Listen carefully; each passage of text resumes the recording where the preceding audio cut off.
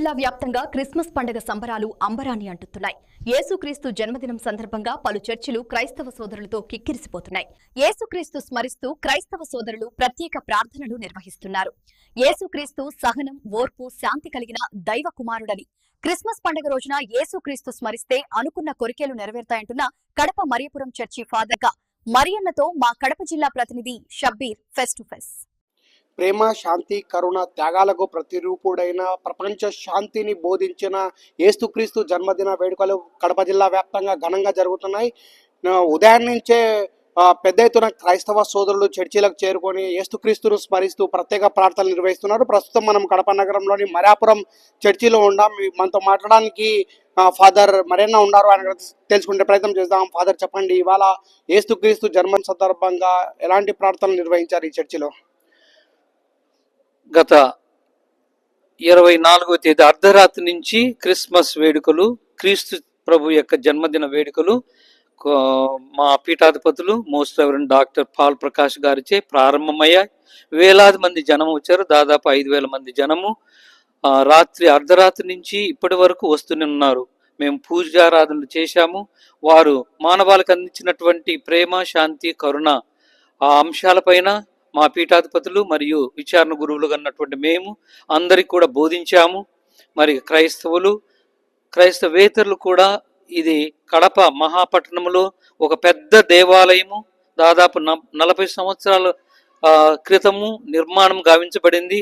ఇందులో క్రైస్తవులు, అన్ని వర్గాల ప్రజలు ఈ క్రిస్మస్ వేడుకలకు ఇక్కడ హాజరవుతారు, పాల్గొంటారు.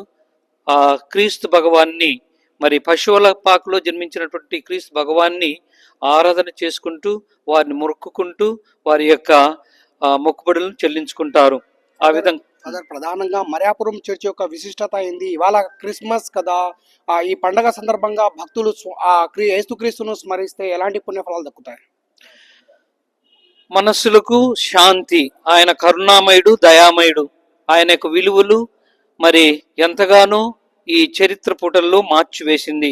ఆయన సహనము, శాంతి, ఓర్పు కలిగినటువంటి దైవ కుమారుడు.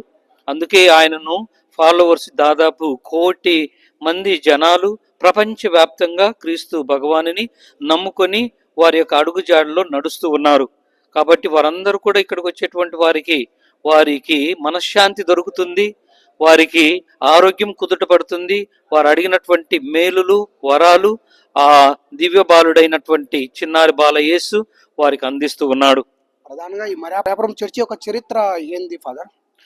మరియాపురం చరిత్ర మనము గతం చూసినట్లయితే కీర్తిశేషి అర్లయ్య గారి తండ్రి గారు ఈ యొక్క మహాదేవాలయాన్ని నిర్మాణం గావించారు 1992వ సంవత్సరంలో. అప్పటి నుంచి నేటి వరకు ఈ యొక్క దేవాలయము మనం చూసినట్లయితే ఇది 3 మతాల సమ్మేళనము. క్రైస్తవులు, హిందువులు, ముస్లిమ్స్ వాటి యొక్క సూచికలతో నిర్మాణం చేసినటువంటి దేవాలయముగా ఇక్కడ ఉంటూ ఉంది. అందుకే పెద్ద ఎత్తున చాలా మంది ఇక్కడికి వస్తారు. అంటే మనమంతా ఒకటి, మనం ఏ దేవుడిని కొలుసుకున్నా కానీ అయితే ఆ దేవుడు అనేది ఒకరు ఉన్నారు. ఆయన యొక్క పాలనలో మనమంతా ఉండాలి, అందరం కూడా కలిసిమెలిసి జీవించాలి, ఎలాంటి విభేదాలు లేకుండా, ఎలాంటివేమీ విచక్షణ లేకుండా కూడా జీవించాలన్నటువంటి ఉద్దేశంతో ఈ యొక్క దేవాలయాన్ని నిర్మాణం గావించారు. ప్రపంచ శాంతిని బోధించిన యేసుక్రీస్తు జన్మదిన వేడుకల సందర్భంగా కడప నగరంలోని మరియాపురం చర్చిలో ప్రత్యేక ప్రార్థనలు నిర్వహించడం జరిగిందని చెప్పి, ఇవాళ ఆ యేసుక్రీస్తును స్మరిస్తే అనుకున్న కోరికలు కూడా నెరవేరుతాయని చెప్పి ఇక్కడ మరియాపురం చర్చి యొక్క ఫాదర్ మరేనా తెలుపుతున్న పరిస్థితి. కెమెరా పర్సన్ అన్సర్తో షబ్బీర్, శ్రేయస్ టీవీ న్యూస్, ఉమ్మడి కడప, అన్నమయ్య జిల్లా.